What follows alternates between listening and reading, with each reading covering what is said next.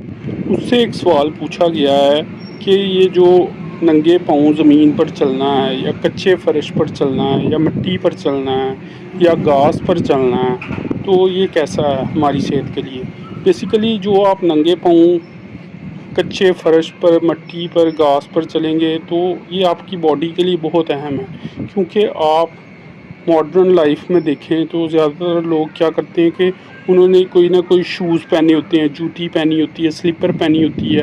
اس سے بیسیکلی کیا ہوتا ہے کہ ان کی باڈی یعنی ان کی ایڑیاں، ان کا ڈائریکٹ کانٹیکٹ نہیں ہوتا زمین کے ساتھ، زمین میں ہوتا ہے ارتھ۔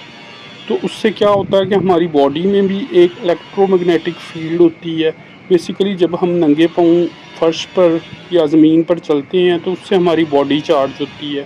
آپ نے دیکھا ہوگا خواتین میں خاص طور پر اور ایون دیٹ کے مردوں میں بھی، جو لوگ تقریباً 40 ایئرز پلس میں جاتے ہیں یا 30 ایئرز پلس میں بھی ایون دیٹ کے جاتے ہیں تو ان کے کوککس میں بیسیکلی پین ہوتی ہے، یعنی وہ ہڈی کا آخری حصہ جو انسان کے مرنے کے بعد بھی ختم نہیں ہوتا، یعنی ریڑھ کی ہڈی کا آخری حصہ یا سرا۔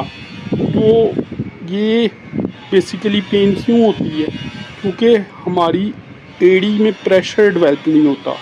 ہماری ایڑیوں یعنی ہیلز میں جب ہم ننگے پاؤں چلتے ہیں تو چارج ہوتی ہیں، ان میں پریشر پڑتا ہے، تو اس کی وجہ سے بیسیکلی ہم مرد اور خواتین بھی بہت سی دردوں سے، بیماریوں سے بچ جاتی ہیں۔ تو آپ کو ضرور ننگے پاؤں چلنا چاہیے۔ اگر آپ ننگے پاؤں چل نہیں سکتے تو آپ ننگے پاؤں کھڑے ہو جائیں فرش پر، مٹی پر، گھاس پر، اور اس سے بیسیکلی کیا ہوگا کہ آپ کی باڈی کے لیے یہ بہتر ہے، کیونکہ آپ نیچر سے بیسیکلی ڈائریکٹ کانٹیکٹ میں آ رہے ہیں، آپ کی باڈی، آپ کی ایڑیاں ڈائریکٹ کانٹیکٹ میں آ رہی ہیں، تو یہ آپ کی صحت کے لیے بہت زیادہ فائدہ مند ہے۔